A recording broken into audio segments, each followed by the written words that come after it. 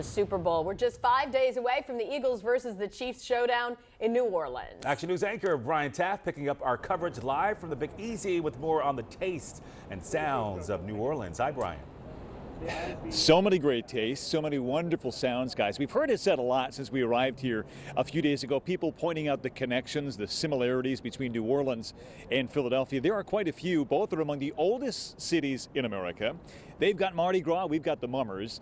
Well, today we met one man who links the two towns in a really, really unique way, playing a huge role, not just in the parades that make this city famous, but in one Thanksgiving Day parade that we're especially proud of.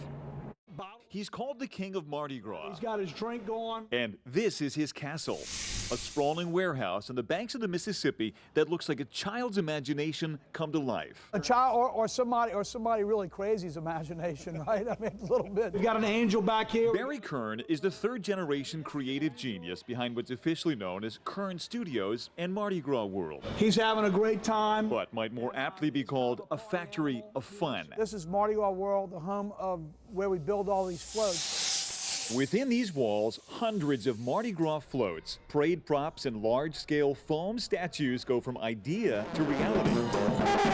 Then to parades clear across America, including our very own 6ABC Duncan Thanksgiving Day Parade.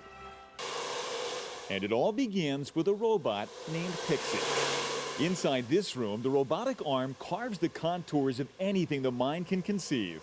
This block of styrofoam will eventually be an 8-foot Beyonce.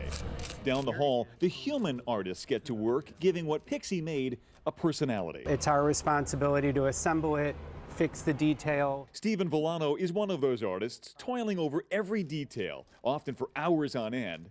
Not merely for the sense of satisfaction in finishing a particular piece. The work is amazing. But because of what they collectively create. Making Mardi Gras is why the artists are here, and I'm the same way, right? I love making Mardi Gras. And that's the motivating force at work here.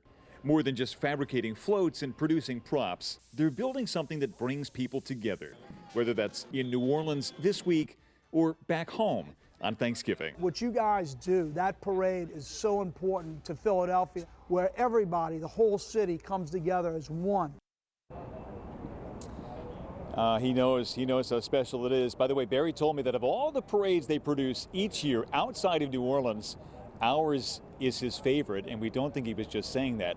In addition to getting ready for Mardi Gras, which is a month from today, by the way, his team is busy putting together a Super Bowl parade that'll roll through the city streets here on Saturday morning.